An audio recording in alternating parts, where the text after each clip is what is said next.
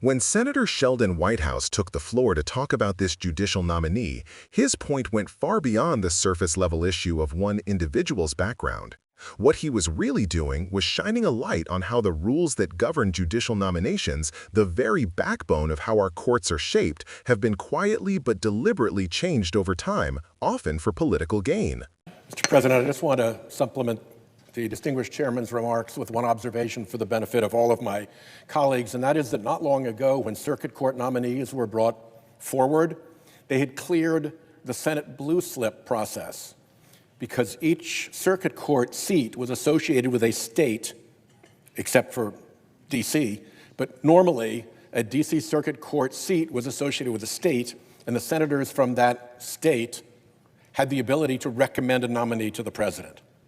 The Republicans on the Judiciary Committee undid that, what we call blue slip rule, for circuit courts. So senators lost that power. When we were in the majority, when President Biden was there were strident objections when we applied the same standard to circuit court nominees that the Republicans had applied when they broke the blue slip.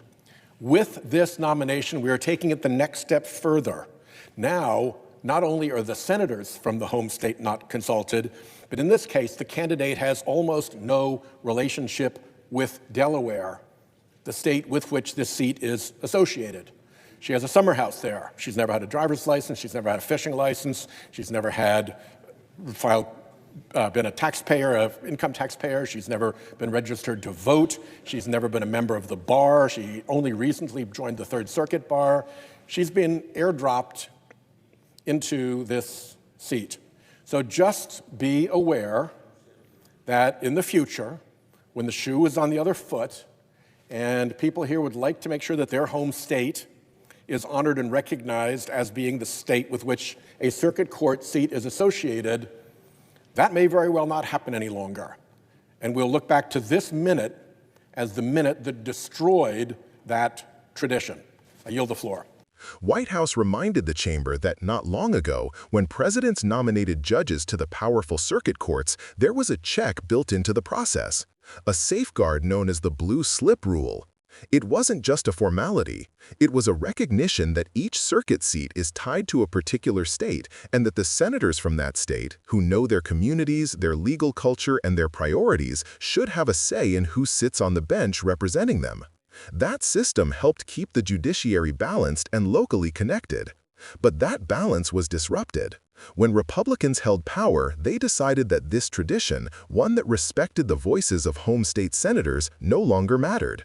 They scrapped the rule for circuit court nominations, giving themselves a freer hand to push through candidates without meaningful consultation. And now, when Democrats apply the exact same standard Republicans themselves set, those same voices cry foul, claiming it's unfair, claiming it's overreach. But what's truly unfair is the selective memory, the convenient amnesia that ignores how these precedents were established in the first place. Whitehouse wasn't just airing a procedural complaint, he was warning us about the erosion of norms that used to give our institutions legitimacy. In this particular case, the nominee under discussion has almost no tangible connection to the state of Delaware, even though the judicial seat in question is formally linked to that state. No Delaware driver's license, no tax record, no history of voting or practicing law there. Aside from owning a summer house and recently joining the Third Circuit bar, there's virtually no link to the state she'd be representing on the federal bench. Now, some might ask, does that really matter? Shouldn't we just focus on the nominee's credentials, experience, and ideology? And that's a fair question. But the deeper issue here is not about residency or symbolism, it's about accountability and representation. The idea behind linking circuit seats to specific states is that the judges who serve there should have some lived connection to the communities whose cases they will hear. They should understand the local legal landscape, the people, and the issues that shape it.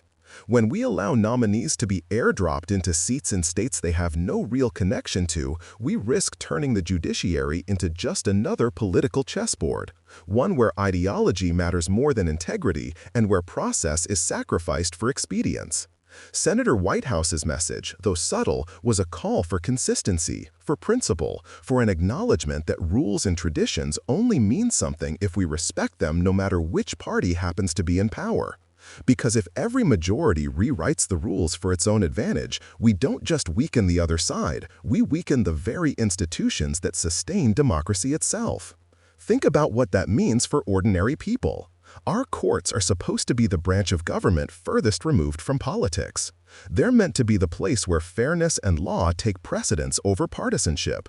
But when the process of selecting judges becomes just another partisan tool, the public's faith in the courts begins to erode. People stop believing that justice is neutral. They start to assume outcomes are predetermined by who appointed the judge, not by what the law actually says. And that's dangerous, not just for Democrats or Republicans, but for every American who depends on the rule of law to mean something real. What Senator Whitehouse was really saying is this: we can't afford to hollow out these institutions for short-term gain. The judiciary isn't a trophy case for political victories, it's the guardian of our constitutional order. Once you break the norms that keep it balanced, it's very hard to rebuild them. So yes, today it might seem like just another Senate debate over a single nominee.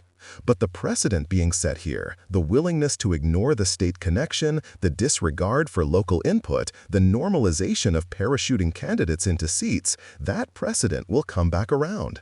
And when it does, both sides will have to live with it. That's why this moment matters. It's about protecting the credibility of our courts. It's about defending the idea that process and fairness aren't just procedural niceties, they're the foundation of trust in American democracy. And if there's a takeaway for all of us watching, it's this: pay attention to these fights. Judicial nominations may not grab headlines like campaign rallies or budget battles, but they shape the country for generations. Every ruling on voting rights, reproductive freedom, workers' protections, environmental policy, they all flow from who sits on the bench. So when you see a senator like Sheldon Whitehouse raising these concerns, understand that he's not nitpicking.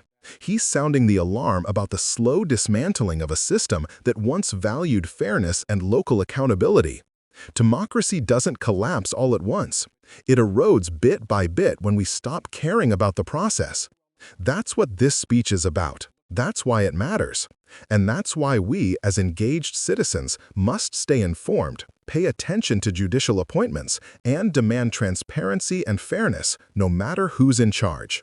Because in the end, the courts belong to the people, and it's up to us to make sure they still serve the people, not politics.